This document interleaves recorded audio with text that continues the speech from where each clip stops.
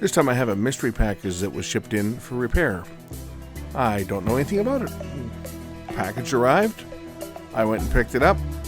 We're going to open it together and see what I got and see whether I can get this one to run. Could be interesting. Let's check it out.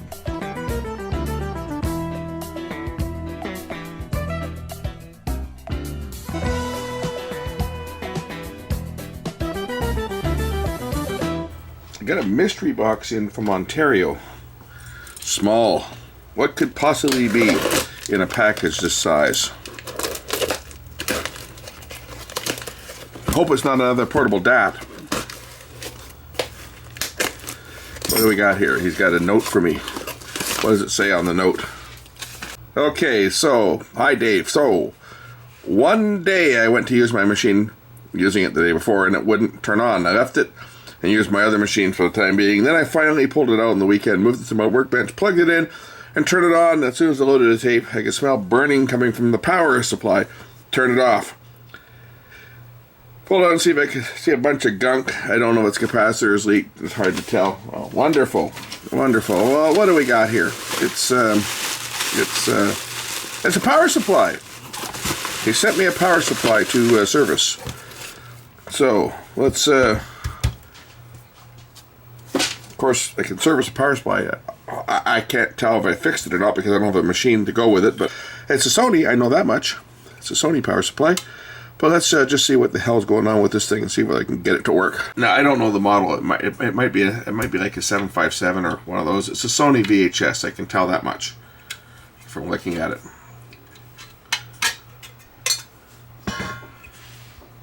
Oh yeah. Oh man. Yeah, this is.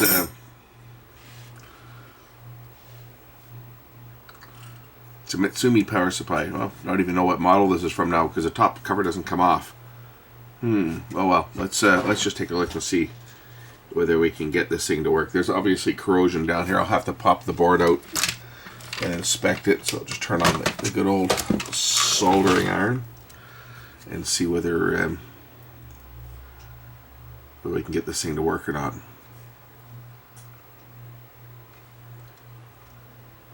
I mean, all I can do is check for voltages, and if the voltages are there, assume that it works, right? Without the rest of the machine, it's pretty tough. But I can understand why he didn't send the machine, because the cost, the postage costs, right? But we'll remove the board on this. Gotta get the solder out of here to pull the board out.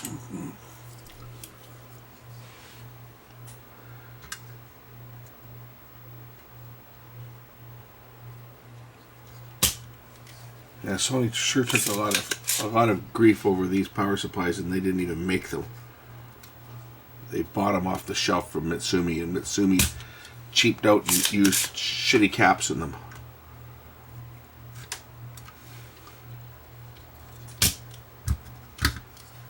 I haven't even got to the caps yet, and I can smell them already.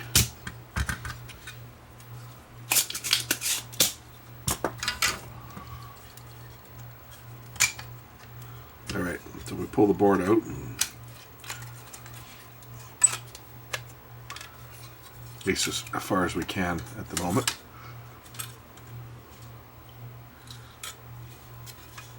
Main fuse isn't blown, which is a good sign. But there are certainly some caps that are blown on this down here that I'm going to remove the board from the power cord because it's just in the way. I don't want to be fighting that every time I turn it around.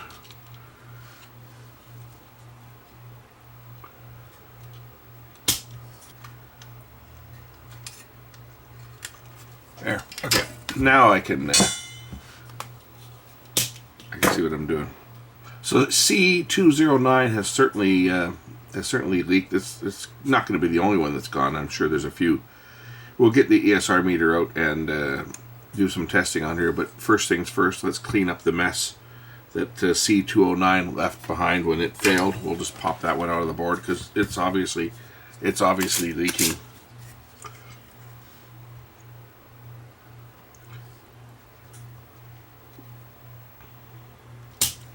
I mean, this is probably not the only problem with this one. I'm sure that the traces are damaged on the board as well.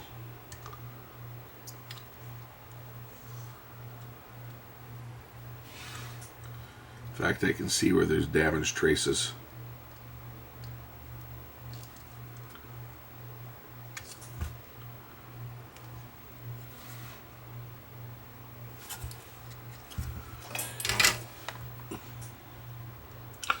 That one looks like it's leaked. 220 at 16 volts. What do you bet the ESR is like infinity? Watch, make a liar out of me. Watch the ESR measure good. It won't measure good. It won't measure good. You never know though, right? And stranger things have happened.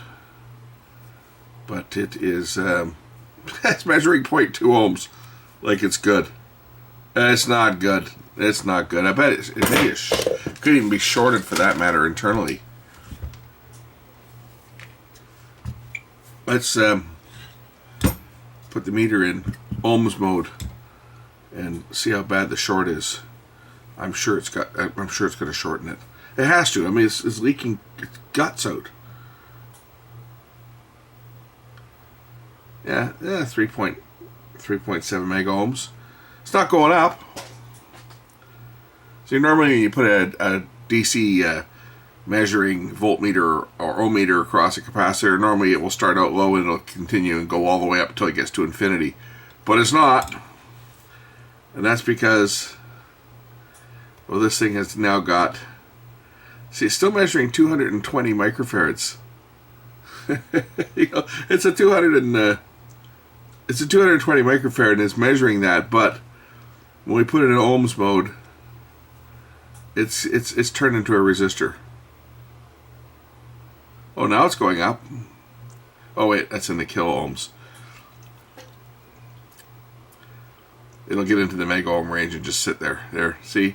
4 mega ohms. This is a resistor. That's, for starters, that was bad for starters. There's probably other ones that are also cooked in here as well. Because if one's bad, are these high voltage? Are these high frequency or are these just 85? Oh, they're 105s. So that one's going to be bad. Well, that is bad. That trace there looks like it's burnt. Well, it's not broken, but it certainly has gotten certainly got wet. Same with these ones here, right? You can see the corrosion damage. I bet some of these other caps are also leaking, like C208 and 205. They're probably also bad, and maybe even these ones here.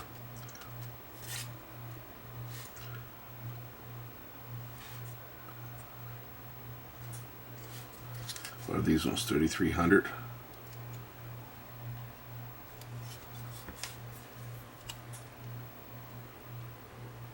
Yeah, those are 3300. Sometimes they went bad on these. But a lot of these small ones, these 220s and 470s, they were running them too close to the maximum voltage. Like, you know, a 470 at 10 volts and they've got it running on like a 6 volt or maybe even a 12 volt supply.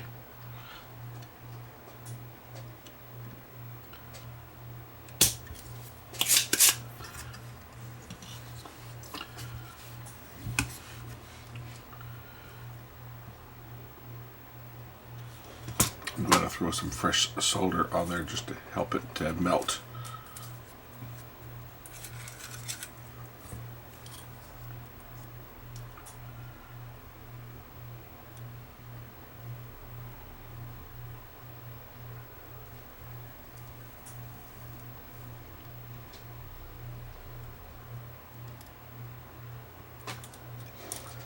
The problem on this might be just this trace that's damaged here too, right? You see the trace that's been burned away? That might be where the fault is on this.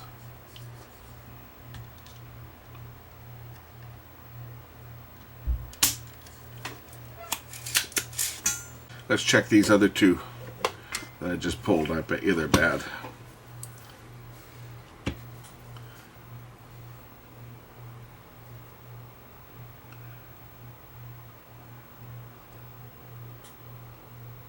Well, it doesn't measure bad ESR wise, but it looks like it's starting to leak if it hasn't already. Same with this one. It looks like if you look at it, it looks like it's starting to spill its guts.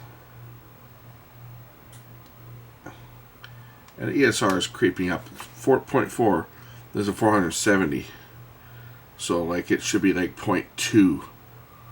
What's this one? This one I think is also. This is a 220 at 16. I'm going to change out those two as well. And clean up this board here and see if it'll power up.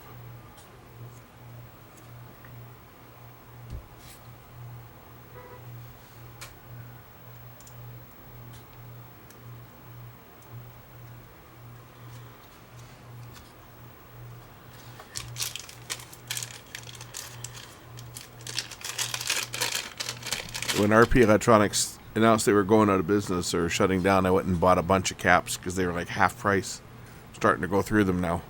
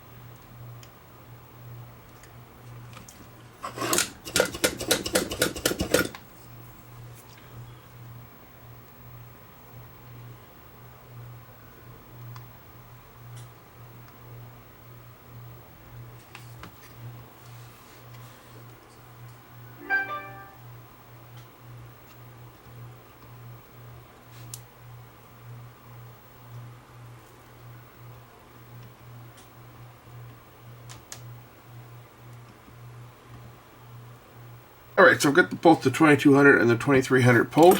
Let's just check them out. There's no indication these ones are leaking.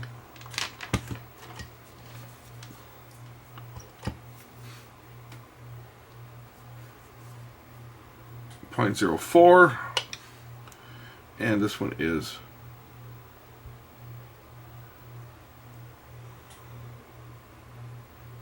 .03. So I think these two are probably okay. We'll put these ones back in the board. I don't have this size right now at the moment anyway, but if they were bad, we'd be changing them. But I think these ones are probably okay. I think the problem was it was probably isolated just down to those other ones that were spewing their guts and corroding the board away. Hopefully it'll power up. We'll find out when I get these back in the board.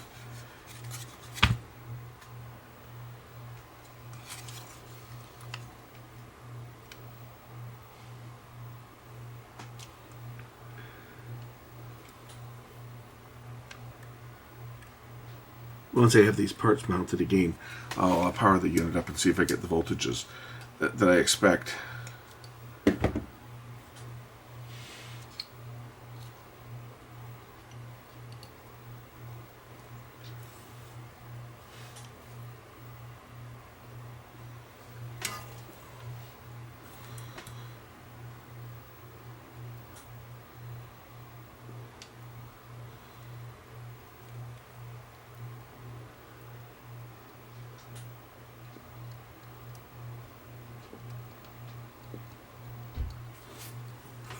Okay, I've got my power hooked up. I'm going through the dim bulb tester. I've got one side hooked up to line, the other side hooked up to neutral.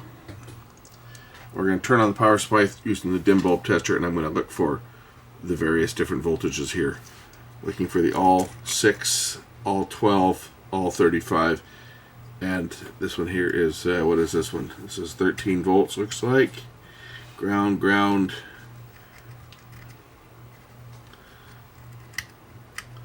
Always 6, -8, etc. Power it up. Okay, do we have any juice here? I got my -8, so the power supply is running. I've got a 13 volt supply there. I have a 6 volt supply. Should be a 6 volt supply there. Where am I at? Yeah, 6 volts. We should have a 12 volt supply here. We do. We should have a 35 volt supply over there. We do. And we should have a 6 volt supply there. Where is it? Always 6. There we go. That one's a switched one. So this power supply is putting out the correct voltages after repairing the trace, and had to repair that trace there that was kind of burned away. It was on the negative side.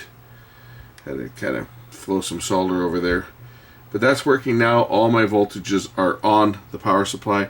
This one should be functional after changing out those 3 caps and repairing the board. And that's all I'm going to do on this one, because the other ones, the other caps tested okay. There was no sign of leakage from them. So I'm going to let this thing discharge and then get it back together and send it back to the fellow that owns it. And we'll see what happens. Anyway, that's it for this one. This one's operational. Okay, time to reassemble now that we know that it's working.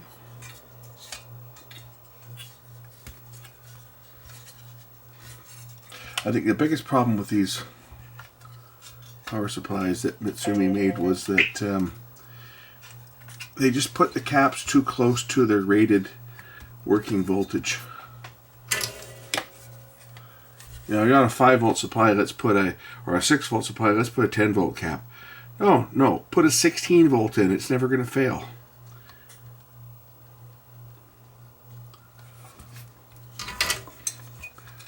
Okay, that's back there. I'll just drop this back in. You guys see that?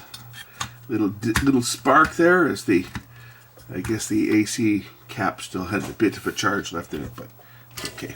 No damage done. It's been unplugged for a while. Everything was discharging quite nicely.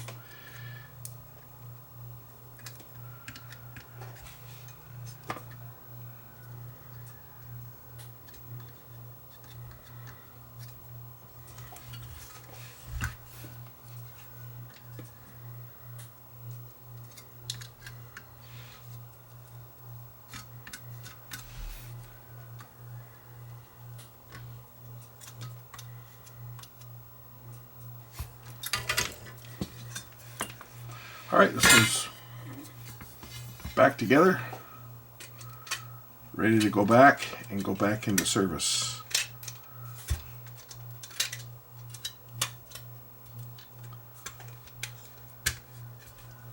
I don't normally like to do power supply repairs without the entire unit itself, but in this case it's pretty cut and dry.